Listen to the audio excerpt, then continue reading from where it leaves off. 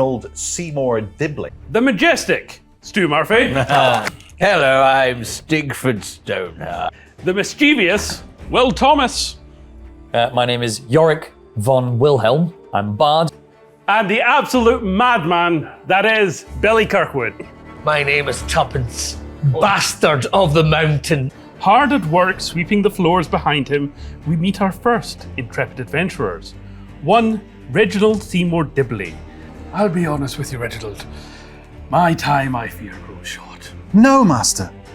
You hear a massive commotion. You see Eladriel lying with a figure crouching over him. She drops the dagger to her side and creating a portal. Yeah, I'm going to weep my way as quickly as possible to the portal.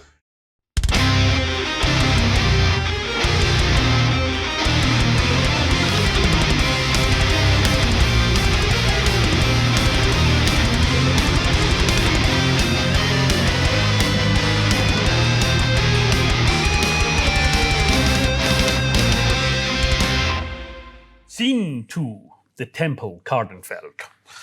Meanwhile, in the Temple of Kardenfell, in the North Mountain territories of the Empire, we meet our second reluctant hero. Stigford Stoneheart, a dwarven cleric in the cult of Edros, Lord of the Shadows and dwarven god of death and rebirth. He addresses a large congregation of those that have gathered in his temple, for recently a blight has come across the land. No crops will grow. No cattle, no animals have been born or given birth. And even the locals are having troubles conceiving. So, as you stand in front of your congregation, Sigford, you have this crowd of people all basically shouting, "Why has Edros abandoned us?" Right. You know what Edros is like. He's flighty at best. All we can do is continue to pledge our faith, devotion, and allegiance to him. It will get better before it gets worse, unless Edros dictates that it gets worse. But we did what you said last time. This older gentleman kind of comes forward. I took the remedies that you suggested. Me and the wife, we have been trying to conceive for a while. We shoved a goose egg where you told us to. We used the oil upside down, got the baby goat. What more can we do to please Edros? Maybe you can come home with us tonight and show us what we're doing wrong. No, God, no. I am merely a servant of Edros. I do not get involved in the egg shoving. Worst attempt at a threesome I've ever held. At which point another reluctant townsfolk comes forward. Will he accept a human sacrifice? There are loads on the council board that are practically useless. I'm sure we can spare one or two of them. Now listen. I don't think we need to go so far as to rob Edros of another voice cheering his name. That's how he'll view it if I know Edros, and believe me, I'm not sure I do. We must continue to praise and elevate him. He is a jealous god, a vindictive god, and we love him. Now, what's maybe worth noting is Stu, being a cleric, you have a special connection with Edros. Yes. More to the point where when he's displeased, he won't shut the fuck up, Right. basically. Yes. However, he's been uncharacteristically quiet for him. But you can sense the divine connection. He's there. He's listening. He's just refusing to answer you. Very well. So you have this angry mob. He's listening in, but not actually giving you any guidance. How do you want to play this? Edros is speaking to me now. He demands your faith. Your devotions to him have not been enough. Go home, redouble your efforts, and leave me to my secluded prayer, where my learned pleading shall fall upon his receptive ears. And as you do so, I feel the other acolytes, maybe of the temple, start kind of shooing out the mob as they kind of close the door, basically on them, as they're kind of scrabbling to kind of get back in. So at this point, you're left alone in the temple with a giant statue of Edros, and it's the statue that you normally pray to. Uh-huh. And when you channel your divine connection, it's like literally getting him on speed dial. So, again, how you wish to proceed. Edros, it is me, your faithful servant. Heed my call. I'm not leaving a message again. This cannot go on. If you want to kill your followers slowly by starvation, that's your prerogative. But I, for one, will not hang around and watch while it happens. Answer me! At which point, there's a tense silence before suddenly, above the statue of Edros, a giant rip in time and space kind of opens up, and a rather confused... Where's your model? Where have you left that way? I might have done.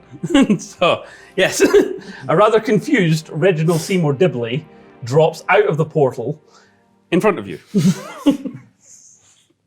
Are you Edros? Forgive me for saying this, as you're obviously a man of the cloth, but what the fuck? You're not Edros, are you? No, I'm Reg. Reg, from wherever that void was. You are clearly a mystic of some sort, oh great Reg. Sigford! A booming voice calls out in Celestial. So, Sigford, you can understand this. Reginald, unless you have Celestial, I don't think you do. So, the eyes of the statue are glowing this bright, evanescent kind of blue. Sigford, my servant, I have demands of thee. Oh, here you are. Now, where were you when the mob was here? Sigford, shut up. My lord. The agents of the other gods have moved against me, and dare steal what is rightfully mine. Oh, other gods. Souls bound to me have been taken from the Shadowed Halls, the boundary between life and death violated. The wheel of rejuvenation cannot turn. And until the natural order has been restored, no life shall grow in these lands. Oh, God. And with the wheel of rejuvenation not turning, no one can be reincarnated to do this all again. I'm glad you understand the basics of my teaching. I understand the basics. I've been in this temple for years. Watching you abandon me here and there where the going gets tough, but that's another story. Enough of your insolence. It's not insolence, I'm just stating the facts. Who is Reg? The rules of the great game have been broken. Agents of chaos walk among us. So too have I been forced to intervene in my own self-interest. The man you see before you was destined to die this day. After blindly jumping through the portal, he would have quickly met his end, the same fate as his master, had I not redirected him here. By doing so, I have not only changed his fate, but the fate of all those around him. Such a move, well, on my part, will undoubtedly anger the other gods, and invite retribution, but I will have what is mine set right. As it should be. He's very tall. What did he say? What? What did he say? You couldn't hear him? I just couldn't understand it. Ah! He says you are my servant. Oh, right. Fair dues. I am to look after you and you are to obey me. Right. You have been given a second chance at life. Wonderful. Give us the kindness to help I'm me not out. done. One moment, he's still talking. Oh. I'm sure you can hear. Gods take precedence over servants. That's fair. Keep this man safe. While doing so, your actions and destiny are blind to the other gods. Find who dares steal from me and restore balance in my name. Head to the imperial city of Kano, Kano. and beware the twin masks of he who laughs. At which point, you go into like a trance and you see a vision of a shadowy character, long white hair, gaunt features, channeling what seems to be souls from the Shadowed Halls into a glowing green orb. So you have that vision of who might be stealing from Edros as you're seizing. And then finally... And remember, my child, should you find yourself lost in the dark, put your faith in me, and let my light show you the way. At which point, materializing next to you, a lantern appears. Ooh. Now, there are various death gods throughout the Empire and throughout the land. Edros is not the only death god. He's just the god of this particular area and of the kind of dwarven hill tribes. But generally, all the death gods have kind of one thing in common. They all have these kind of lanterns that kind of shepherd the dead, and he has gifted you one such lantern. Hooray! That should go well with my already racially pure ability to see in the dark. Don't be ignorant, Sigurd. I'm not being ignorant. There are things that your mortal eyes cannot see, I believe you. and my light will illuminate. I understand, my lord. Thank you, my lord, for your gracious favor. I shall look after this man, though he be my servant. At which point, the halls fall silent. Well, that was a thing. Wasn't it? Look, the ground's very dirty. Could you help me up, please? Well, you are much taller than me. I don't think it's physically, logistically possible. All right. But I'll cheer you on as you get up yourself. All right. You can do it. You Okay, can give me a do count it. of 3. 1, 2, 3. And there we go. Oh, well thank you. done. You're welcome. Thank you. Do you know where you are? I do not. I was in the You trespass on my temple. You have come through a void of time and space. not by choice. I was. No, you were saved by the great Edros, Oh wow. fickle god of who knows what today. The land around us is barren. The people cannot conceive. The crops do not grow because Edros's property has been stolen by other gods. And I must save people of my place and reclaim what is rightfully Edros's. Right. Well, you do you. No. I've got a couple of things on the go at the moment. He says you're my servant and you have to help me. Oh, right. Well, It is the only way No, to get you back home. Steve, you can roll insight to see whether he's bullshitting you. yeah, I'm going to roll. There's something about you that's not quite kosher. Is it because I'm small? Right, tell you what. Be a beta, come on. Stu, you roll deception. Steve, you roll insight. What am I rolling for deception here? Roll a d20, and on your skills, I believe, Stu, remind me, what is your deception? It's +0. +0. That's what I thought. 3! 3. 2. What's your insight? My insight is +3. +3. So, at first, you're like, oh, well, it must be. Hang on a second. So, it's safe to say you're not buying his bullshit. Yeah. So, I see your tells. What? My irretrievable smirking? Yes, and your pupils have enlarged. You're sweating. You're I'm in the temple. It's a sexy place for a cleric like me. you've got a tick, and your eyes keep darting to the. All right. Thank you. Put it this way. I have my task to complete. Help me, and I can probably help you get home. So be it, my friend. But let's not go on friends. I mean, we just... Okay, colleague. Thank colleague. you. Yeah. Just met. now, if only dirtied up you my had a floor. lead to follow. So where do you come from? I come from the city, from the Arcane University. I was there in my master's study The city called? called Kanor. Kanor. Kanor, yes. That's where I have to go. Oh fuck! I don't know if I should really be going back there now. I'm kind of in a bit of trouble. When you don't fit in here, there's nothing to eat, and everyone wants to try and conceive children. You're best off out of it. Fair dues. But look, I'll be low key then. Okay. It's all right. It's all right. How far is it to Kanor from here? It's about a 2 days sort of ride. So if you leave now, you'll have to stop over at an inn, but thankfully there's a village a little bit down the way.